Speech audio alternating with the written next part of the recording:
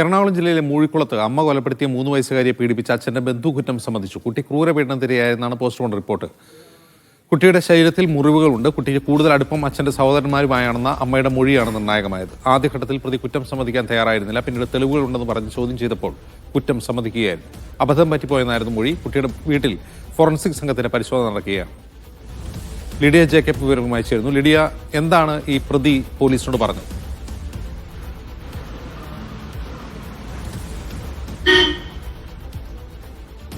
അജിംസ്, മൊഴിയിലെ ഏറ്റവും പ്രധാനപ്പെട്ട വിവരങ്ങളാണ് ഇപ്പോൾ പുറത്തു വന്നിരിക്കുന്നത്. ഈ ഒരു അന്വേഷണത്തിൽ ഏറ്റവും നിർണായകമായ കാര്യങ്ങൾ കൂടി ആണ് ഇപ്പോൾ പുറത്തു വന്നിരിക്കുന്നതിൽ ഏറ്റവും പ്രധാനപ്പെട്ടതായിട്ടുള്ളത്. അതായത് അമ്മ നൽകിയ മൊഴി. ആദ്യഘട്ടങ്ങളിൽ അമ്മയോട് ഇത്തരത്തിൽ കൊലപാതകത്തിന്റെ കാരണം അന്വേഷിച്ചപ്പോൾ അമ്മ നൽകിയ ഒരു മൊഴിയുണ്ട്. ആദ്യഘട്ടത്തിൽ ഇത്തരത്തിൽ മൗനം പാലിച്ചെങ്കിലും പിന്നീട് ഈ ഒരു കൊലപാതകത്തിനുണ്ടായ മോട്ടീവ് എന്താണ് എന്ന് അന്വേഷിച്ചപ്പോഴാണ് വിശദമായ ചോദ്യം ചെയ്യലിലാണ് അച്ഛൻ്റെ സഹോദരന്മാരുമായി കുട്ടിക്ക് അടുത്ത ബന്ധമുണ്ടായിരുന്നു. അത്തരത്തിൽ അവർ ഏറെ സ്നേഹിക്കുന്നത്, ഈ കുട്ടിയേറെ സ്നേഹിച്ചിരുന്നത് അച്ഛൻ്റെ ബന്ധുക്കളെ ആയിരുന്നു എന്ന് അമ്മ മൊഴി നൽകിയിരുന്നു. ആ മൊഴിയാണ് ഇത്തരത്തിൽ വലിയ നിർണായകമായ, അല്ലെങ്കിൽ ഈ കേസിൽ വളരെ അധികം വഴിത്തിരിവായ ഒരു കാര്യമെന്ന് പറയുന്നത്. ഈ പോസ്റ്റ്മോർട്ടം റിപ്പോർട്ടിന് ശേഷം ഈ ഒരു പ്രതിയിലേക്ക് പോലീസിന് എത്താൻ സഹായകരമായത് ഇത്തരത്തിലുള്ള ഒരു മൊഴി തന്നെയാണ്.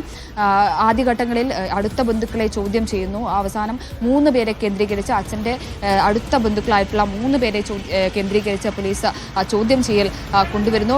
തുടർന്നാണ് ഈ ഒരു പ്രതിയിലേക്ക് എത്തുന്നത്. ആദ്യഘട്ടത്തിൽ പ്രതി സമ്മതിക്കാൻ തയ്യാറായിരുന്നില്ല. പിന്നീട് തെളിവുകളുണ്ട് എന്ന് പറഞ്ഞ് ചോദ്യം ചെയ്തപ്പോഴാണ് ഇത്തരത്തിൽ പ്രതി കുറ്റസമ്മതം നടത്തിയത്. കരഞ്ഞുകൊണ്ടാണ് അബദ്ധം പറ്റിപ്പോയി എന്ന് പ്രതി പറഞ്ഞത് എന്നാണ് പോലീസ് പറയുന്നത്.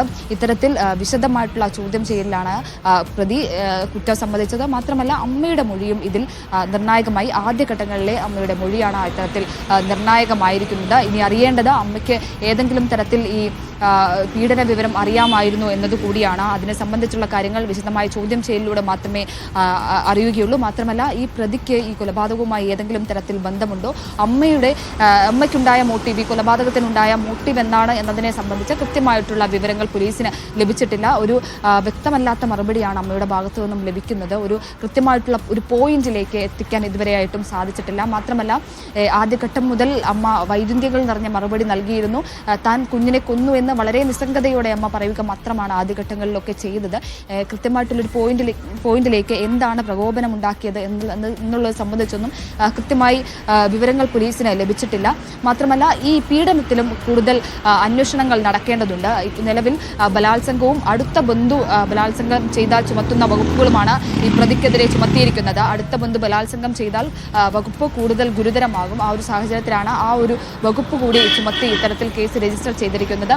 മാത്രമല്ല ഈ ബന്ധു ഏറ്റവും അടുത്ത ഒരു ആൾ കൂടിയാണ്. ഈ കുട്ടിയെ അംഗൻവാടിയിൽ നിന്നടക്കം കൂട്ടിക്കൊണ്ടുവരികയും കുട്ടിയുമായി ഏറ്റവും അധികം ബന്ധം പുലർത്തുന്ന, അല്ലെങ്കിൽ എല്ലാ ദിവസവും കുട്ടിയെ കാണുന്ന, വീടിനുള്ളിൽ ഇത്തരത്തിൽ ബന്ധം പുലർത്തുന്ന ഒരു വ്യക്തി തന്നെയാണ്. അത്തരത്തിൽ സ്വന്തം വീടിനുള്ളിൽ തന്നെയാണ് കുട്ടി ഇത്രയധികം ക്രൂരമായിട്ടുള്ള ഒരു പീഡനത്തിന് ഇരയായത് എന്നുള്ളതാണ് ഏറ്റവും വിഷമകരമായിട്ടുള്ള ഒരു വസ്തുത എന്ന് പറയുന്നത്.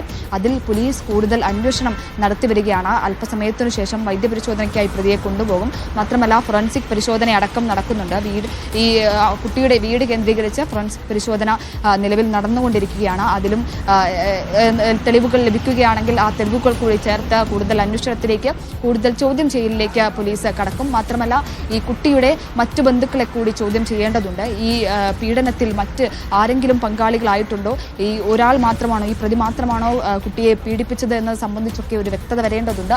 അതിൽ കൂടി പോലീസ് അന്വേഷണം നടത്തുന്നുണ്ട്. മാത്രമല്ല അമ്മയെ ഉടൻ കസ്റ്റഡിയിൽ വാങ്ങി ചോദ്യം ചെയ്യുകയും ചെയ്യും. ഇത്തരത്തിൽ ഉടൻ തന്നെ വൈദ്യപരിശോധനയ്ക്ക് പ്രതിയെ കൊണ്ടുപോയി ഇന്ന് തന്നെ കോടതിയിൽ ഹാജരാക്കുമെന്നാണ് നമുക്ക് അറിയാൻ സാധിക്കുന്ന വിവരങ്ങൾ.